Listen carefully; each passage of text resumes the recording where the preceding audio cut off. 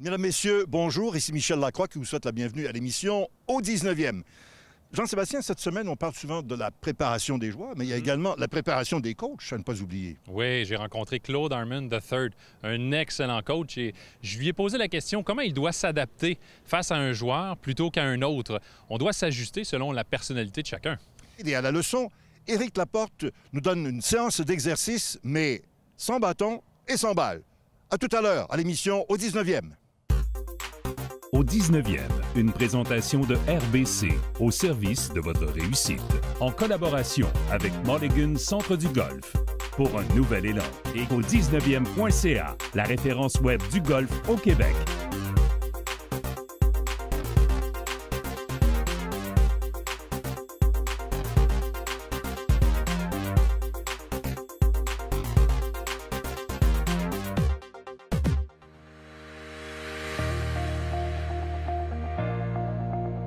So new for 2020, we have both Sim Max and Max OS. Sim Max is going to be your core game improvement iron that's replacing M6.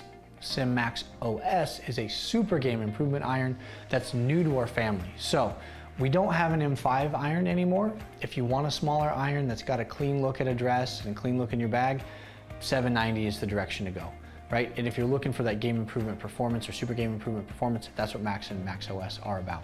Now the concept in 2020, shape and motion, using shape intelligently to unlock more performance for specific types of golfers. Speed Bridge is a perfect example of doing that. The Speed Bridge is the bar that goes across the cavity back of the iron here. That's connecting the sole with the upper portion of the face, or what we call the top line.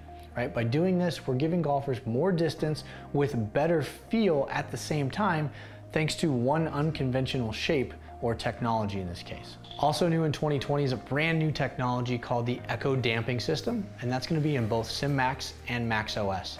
What I mean by Echo Damping System is we have a new damper design that lives behind the face. So here we have an iron face that's cut away to show you that damper back there. The Echo Damping System spans from heel all the way to the toe and has multiple contact points across the face to accelerate the vibration damping process.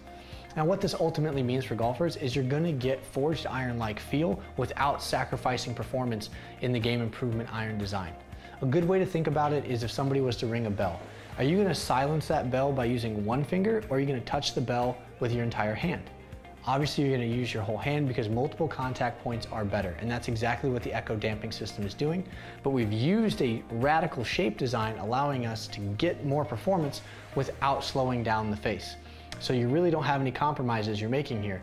Get fantastic performance now with forged iron-like feel, all in the Sim Max and Max OS irons. A few of the things we're improving, but one thing is brand new, which is this carbon fiber top line.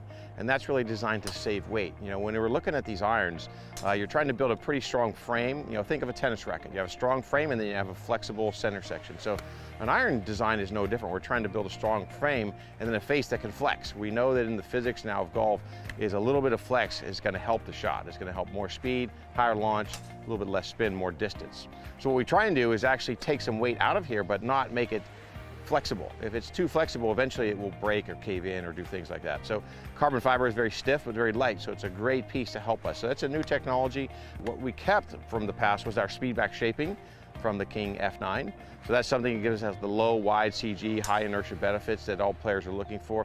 We always know the players for irons are looking for distance and forgiveness, right? Not or, it's and. So you got to build both of those things. The other thing that we kept is our power shell face. And our power shell face is a forged L-shaped face that gives us the ability to get faster speeds. We've made some improvements internally to that where we've lengthened the width of it from front to back, so that gives more flexibility. We have an internal speed channel that also makes it flexible, and we've saved some weight off the top of the face in the forging. So that allows us to get lower CG. This is going to have one of the lowest CG irons of any game improvement iron that Cobra has ever made. That launches the ball high and goes extremely far. So that's everything golfers want in the playability of their irons. We do the same thing with one length. The difference is what we do in one length essentially is we change the weights to get them all to be 7-iron weights. We adjust some of the lie angles for trajectory benefits, and we also make the soles of the long irons slightly wider because we want to get those long irons up a little bit higher, so that wider sole helps to get the ball up in the air a little bit quicker and launch higher for those long irons. So it's a great package between the King SZ as well as the one length version. So this is our first iron ever designed using artificial intelligence and machine learning. And what that allows us to do is have really specific face designs for not only each of the models in the lineup, but each of the lofts of each of the models, because every iron is different. A 3-iron versus a pitching wedge have totally different jobs to do, and the face is designed differently in each of those. So we have 3 different models.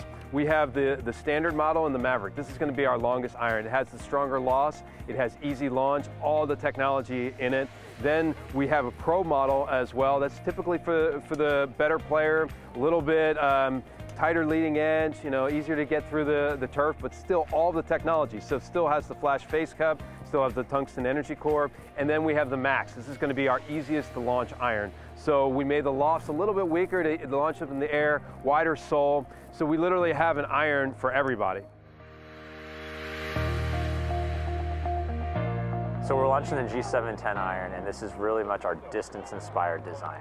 And so it still utilizes our toe screw and tip weight to get more forgiveness, higher MOI, 5% higher compared to G700. We really focus on the metalwood construction technique.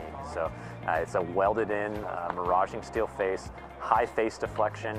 The way that we've designed the structure allows us to get not only face deflection, but also higher lofting of the club. In addition to that, we really focus on G710 on the impact experience and the way that we've designed. We've isolated putting our hot melt material on the back of the face. While it helps with impact experience, it does not inhibit the ball speed.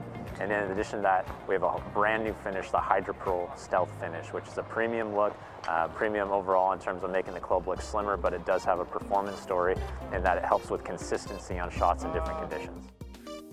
C'est le moment de la question quiz de la semaine. Et Émilie, on se tourne du côté du circuit de la LPGA cette semaine où Brooke Anderson, l'année dernière, avait fracassé une marque canadienne, autant du côté masculin que féminin, avec le plus de victoires en carrière. Oui, c'est à la Classique Meilleur en juin dernier que Brooke Anderson avait remporté cette 9e victoire sur le circuit de la LPGA. Et à ce moment-là, elle fracassait les records détenus par les Canadiens Mike Weir, George Newton et Sandra Post, qui ont tous accumulé 8 victoires sur les circuits PGA et LPGA. Revenons dans le temps. Lors de la première victoire professionnelle de Brooke Anderson, c'était lors de la Classique Cambia de Portland en 2015. D'ailleurs, voici notre question. Avec combien de coups d'avance Brooke Anderson a-t-elle remporté son premier tournoi de la LPGA, la Classique Cambia de Portland? A. 1 coup. B. 5 coups. C. 8 coups. La réponse, après la pause.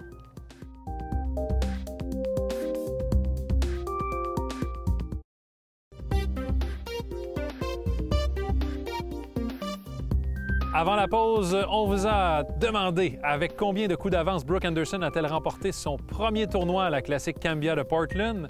La réponse, C. 8 coups. Il s'agissait alors de la marche victorieuse la plus importante sur le circuit depuis 2012. Et ce qui est impressionnant, c'est qu'à ce moment-là, Anderson n'avait aucun statut sur le circuit de la LPGA. Elle a même dû passer par les qualifications du lundi pour se tailler une place dans le tournoi. Oui, elle est devenue du même coup la deuxième golfeuse de l'histoire à terminer première, tout en provenant des qualifications du lundi. La première, c'était en 2000, Laurel Keane. Faut pas oublier qu'après cette victoire-là, elle a obtenu son statut complet du côté du circuit de la LPGA. Elle a seulement 22 ans, alors si la tendance se maintient, Brooke Anderson sera en mesure de battre elle-même ses records canadiens. En compagnie de Claude Harmon III, évidemment, l'entraîneur reconnu sur le circuit PGA Tour. Claude, we did several interviews for the past season. Now we want to get into the coaching world, what it's about, how it's going on week in, week out.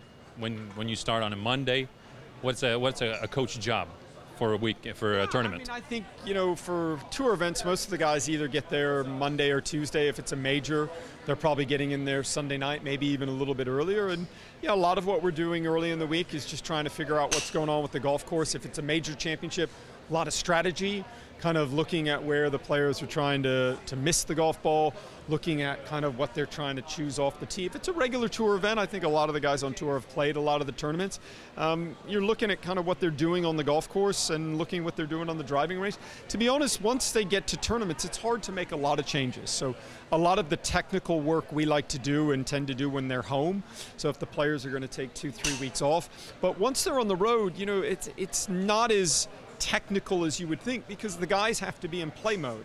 They have to kind of be ready to play golf and ready to hit shots and ready to score and ready to perform. So I think it's not nearly as technical as people think, because you can't make a lot of changes once the game started. So if they're struggling technically, you see a glitch, how is your approach? I think a lot of the art of coaching is what you don't say.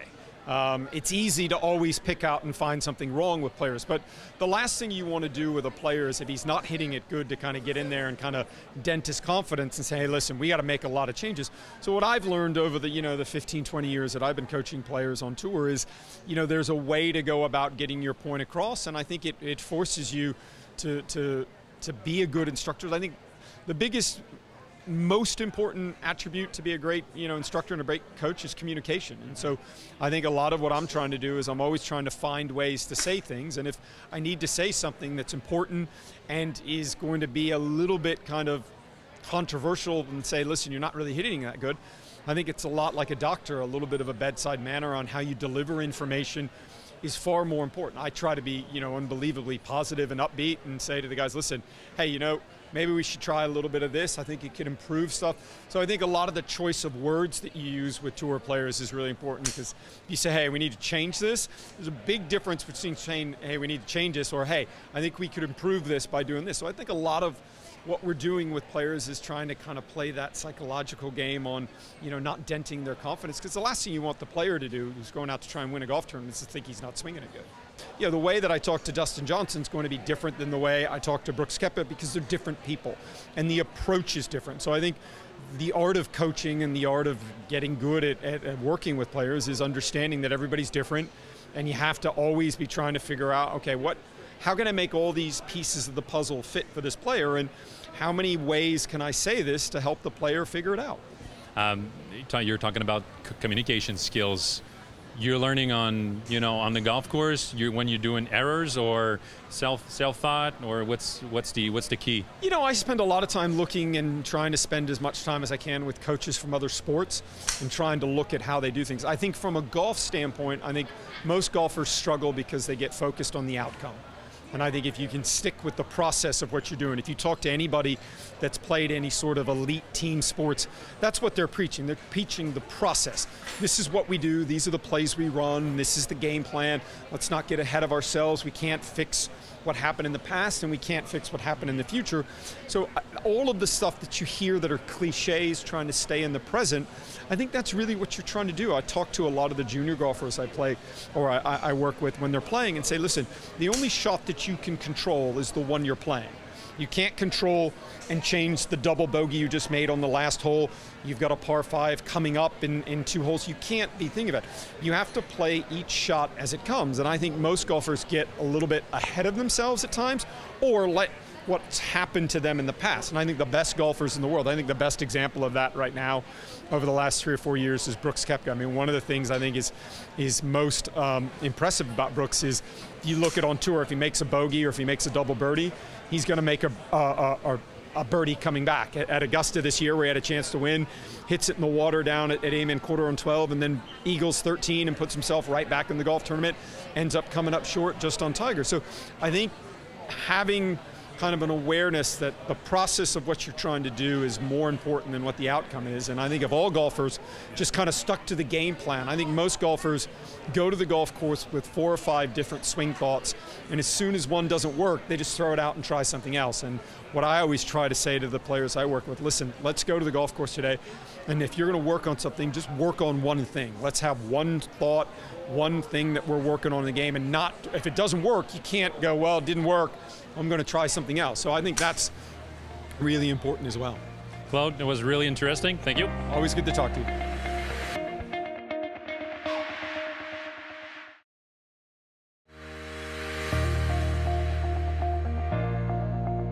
Mulligan Centre du Golf présente la capsule équipement.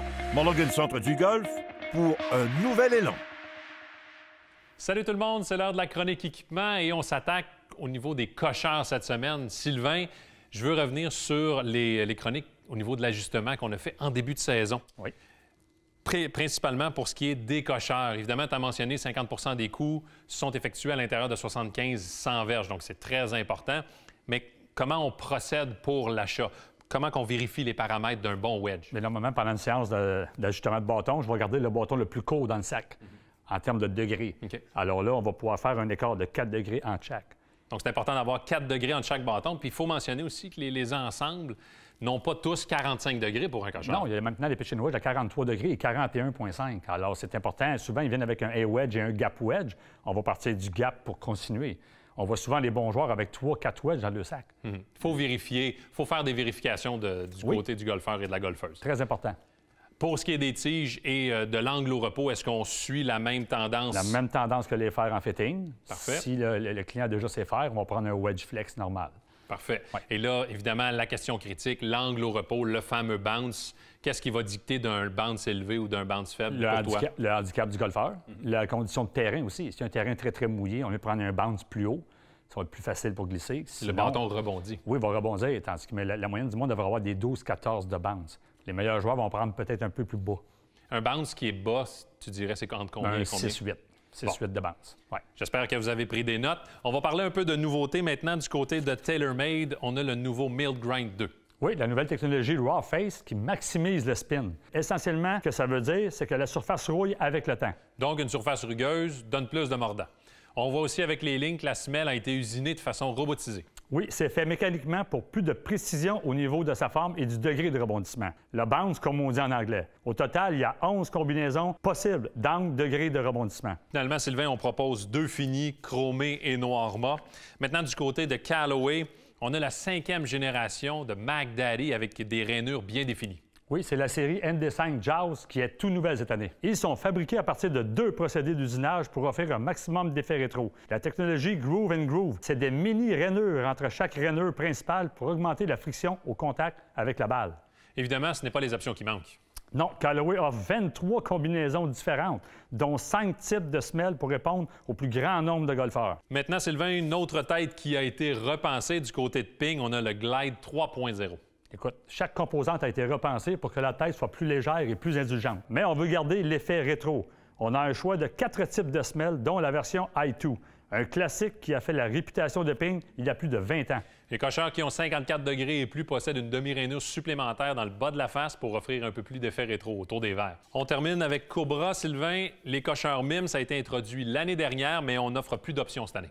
Oui, c'est le seul cocheur fabriqué de cette façon. La tête est faite à partir de la poudre de métal qu'on injecte dans un moule et qui est chauffé à 1340 degrés Celsius. C'est plus élevé que lors d'une fabrication d'une tête forgée. Chimiquement, on dit que la structure moléculaire du grain est plus dense, ce qui procure au final de meilleures sensations pour les golfeurs. Exactement. On a un produit mieux conçu et plus précis. On offre aussi une version noir mat pour ceux qui aiment le look. Personnellement, Sylvain, je fais partie de ceux-là. Merci beaucoup pour ces informations. Toujours un plaisir. Ça fait plaisir. La semaine prochaine, on se transporte sur le verre pour les nouveautés du côté des fers droits. Bonne semaine.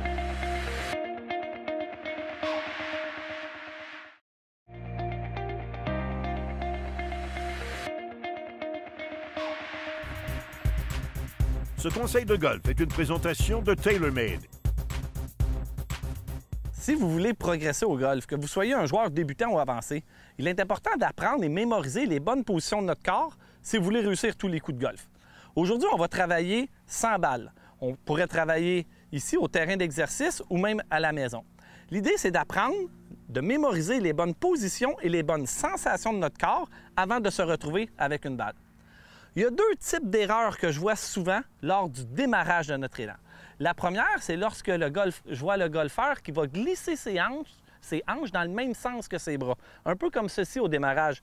Il glisse ses hanches autant à la montée qu'à la traversée. On va entendre le terme sway pour désigner ça. Ça risque de produire des mauvais contacts de balle, mauvaise direction. Et une chose est sûre, moins de puissance. Deuxième type d'erreur que je vois souvent, c'est que le golfeur fait une bonne rotation du tronc, mais ses bras tournent trop rapidement vers l'intérieur. Donc, trop vite, il vient croiser la ligne de jeu idéale vers l'arrière et vers l'avant aussi. Pour remédier à ça, je vais vous donner les points techniques importants à respecter lors du démarrage de votre élan. Dans l'élan de golf, que vous soyez au démarrage ou lors de la traversée, vous devez éviter de faire des élans dans une seule direction. Pendant que les hanches s'effacent vers l'arrière et vers le haut, Les bras, eux, doivent évoluer de façon plus rectiligne en suivant davantage la ligne de jeu. Maintenant que vous avez bien ressenti ce qui se passe au moment du démarrage et lors de la traversée, notre prochain exercice sera plus pour sentir ce que notre corps et nos bras vont faire tout au long de l'élan. Pour ce faire, placez votre main droite sous votre avant-bras gauche, les deux dos de main collés ensemble. Après un démarrage adéquat, effectuez une rotation du tronc en gardant l'inclinaison du buste. Au sommet, le dos de la main gauche est parallèle à l'avant-bras et la main droite se retrouve comme si vous teniez un plateau. Terminez avec les deux mains au-dessus de l'épaule et l'angle du poignet droit maintenu. Vous pouvez faire cet exercice en 4 temps et même à un niveau supérieur, placez vos deux paumes de main face à face et allez-y en comptant les 4 temps. 1, 2, 3, 4. Si vous avez bien assimilé la première étape, passons à la suivante. Pour la deuxième étape, nous allons mettre nos bras en croix sur notre buste et prendre notre position d'adresse. L'idée est de bien ressentir la dissociation entre le haut et le bas du corps. Au sommet de la montée, le haut du corps est très tourné et les hanches beaucoup moins. Au début de la descente, c'est le bas du corps qui a déclenché la motion, tandis que le haut du corps a très peu tourné. Il est même orienté à droite de la balle. Après avoir ressenti le bon fonctionnement du corps, je vous propose d'intégrer un bâton. Vous allez connecter votre bâton à votre nombril. L'important, c'est de ressentir la connexion du bâton et de votre corps tout le long de l'élan. Au démarrage, le bâton reste connecté au nombril. Au sommet, les épaules ont bien tourné et les mains sont au-dessus de l'épaule. Replacez le bâton parallèle à la ligne de jeu grâce à l'action du bas du corps.